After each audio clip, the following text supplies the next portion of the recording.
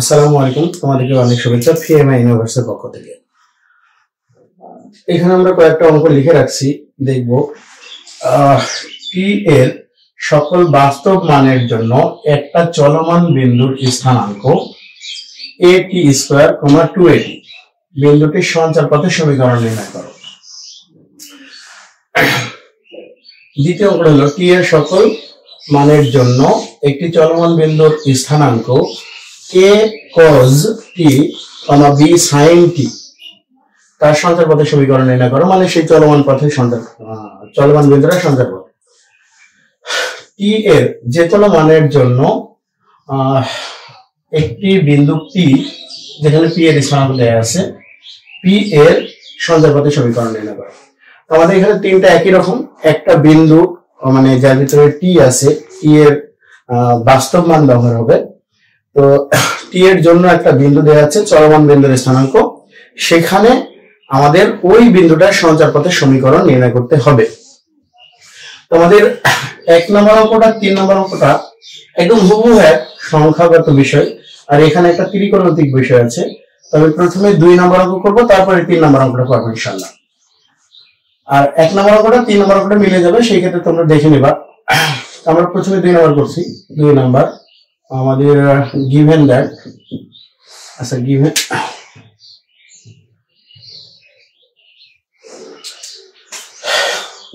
2 নম্বর আমরা লিখছি প্রদত্ত বিন্দু a cos t, a sin t। আমরা লিখব ধরি চলমান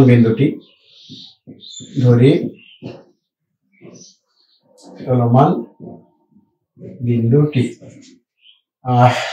x, y। তাহলে অতএব x সমান a cos t O y সমান a sin t। তো এখান থেকে আমাদের মূল নিয়ম যেটা, সেটা হলো এই t এর মানকে অপসারণ করতে হবে। সেটা যদি তুমি এখান থেকে t এর মান বের করো, অর্থাৎ মনে করো যে এই a এখানে ভাগ করলে, তারপর t এর মান বের করলে হবে cos inverse of x by a।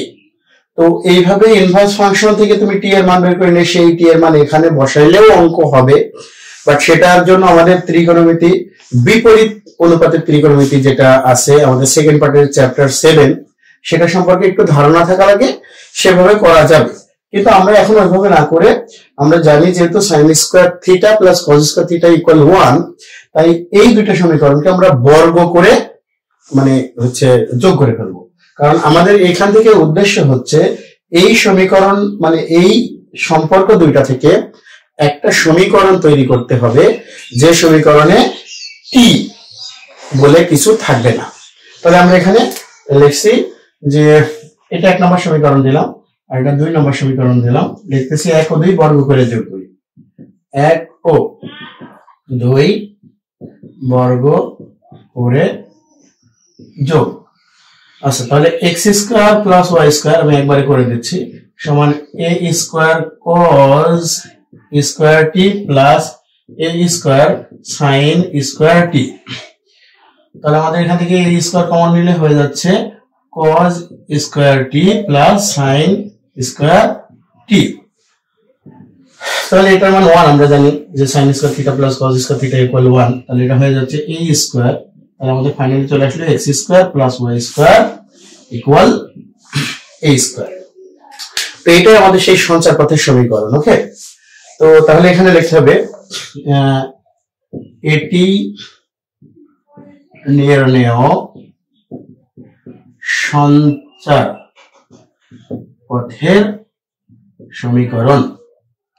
আচ্ছা, এতটুকু লিখলেই হবে, এটি নির্ণেয় সঞ্চার পথের সমীকরণ। আচ্ছা, কেউ যদি এই সঞ্চার পথের নাম বলে দিতে পারো তাহলে সে লিখে দেবে, আর যদি নাম না বলতে পারো, অর্থাৎ তুমি এখনো না জানো যে এটা কি, তাহলে বলার দরকার নাই। তবে তোমরা যারা ম্যাথমেটিক্স ফার্স্ট পেপারের চ্যাপ্টার 4 সার্কেল বা বৃত্তের চ্যাপ্টার করে ফেলেছো, তারা নিশ্চয়ই বুঝে গেছো এটা একটা বৃত্তের সমীকরণ। তাহলে তুমি লিখতে পারো এটি নির্ণয় সঞ্চারপথের সমীকরণ যা একটা বৃত্ত, যা একটি বৃত্ত। তো এটাই ছিল আমাদের 2 নম্বর অঙ্কটা।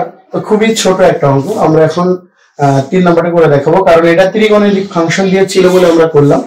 আর এটা একটু সংখ্যাগত ফাংশন, আমাদের আগেরটাও 1 নম্বরটাও। তো 1 আর 3 একই রকম, এই জন্য আমি তোমাদেরকে 3 নম্বরটা করে দেখাবো। নাম্বার 3, তাহলে আমরা এখানেও লিখছি প্রদত্ত বিন্দু আমাদের এটা আসছে 3t + 5, 5t - 1। ধরি একটি চলমান বিন্দু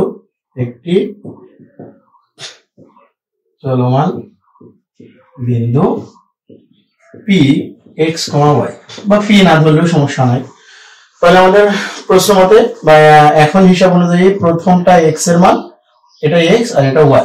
তাহলে আমরা লিখি অতএব x সমান 3t + 5 ও y সমান 5t - 1। তো এটার ক্ষেত্রে আমাদের আর বর্গ করে যোগ করার প্রয়োজন নেই, কারণ বর্গ করে যোগ করলেও কিন্তু এটা এখান থেকে কি হবে না, আমাদের t সরে যাবে না। তাই আমরা একটা সমীকরণ থেকে t এর মান বের করে নেব আর সেই t এর মান বিপরীত সমীকরণটায় বসাবো। আমি এখান থেকে বের করে নিচ্ছি। আমরা চাইলে সমীকরণ নাম্বার দিয়ে রাখতে পারি 1, এটা 2। আমরা প্রথমে লিখতেছি 1 নম্বর হতে পাই, 1 নম্বর হতে আমরা পেয়ে যাচ্ছি x সমান 3t + 5। তাহলে 3t সমান x - 5।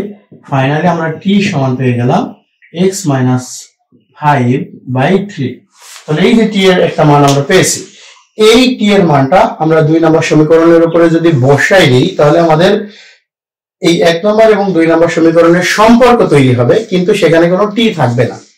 তো আমরা তাহলে সেটাই একটু এখানে করি। আমরা লিখছি t এর মান 2 নম্বর এ বসাই আমরা পাচ্ছি y সমান 5 × x - 5/3 - 1।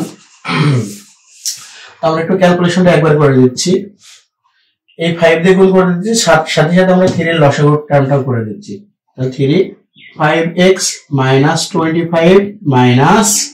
3। সো আমাদের এটা আসছে, আমরা একটু y টার্মটা ওইদিকে লিখবো, 5x - 28 = 3y।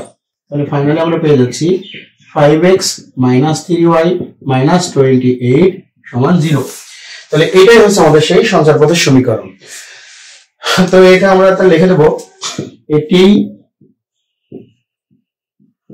নির্ণেয় সঞ্চারপথের সমীকরণ। আচ্ছা, এটা আমাদের নির্ণয় সঞ্চারপথের সমীকরণ। তো আমি আগেই বলছি, যদি তোমরা পারো তাহলে সঞ্চারপথটার নাম লিখে দিবে, খুব ভালো হবে। আর যদি না পারো লেখার দরকার নাই। তাহলে তোমরা যারা আমাদের এই লেকচার গুলো দেখেছো তাদেরও মিনিমাম একটু ধারণা হয়ে যাবে এটা একটা সরল রেখার সমীকরণ। ওকে, আর যারা তোমরা চ্যাপ্টার স্ট্রেট লাইন 3.3 অনুশীলনী শেষ করে ফেলেছো, তারা তো বোঝোই যে এটা একটা সরল রেখা। তাহলে এটি নির্ণয় সঞ্চারপথের সমীকরণ যা একটা সরল রেখা। তাহলে আমরা এখানে লিখে দেব যা একটি সরল রেখা। এটাই ছিল আমাদের। আমরা 1 নম্বরে করে দেখাইলাম না, তোমরা 1 নম্বরের ক্ষেত্রে এভাবে ধরে নিবে, একটা সমীকরণ থেকে টি এর মান বের করে অন্য সমীকরণের উপর প্রতিস্থাপন করবে, তাহলেই তোমাদের মোটামুটি হয়ে যাবে।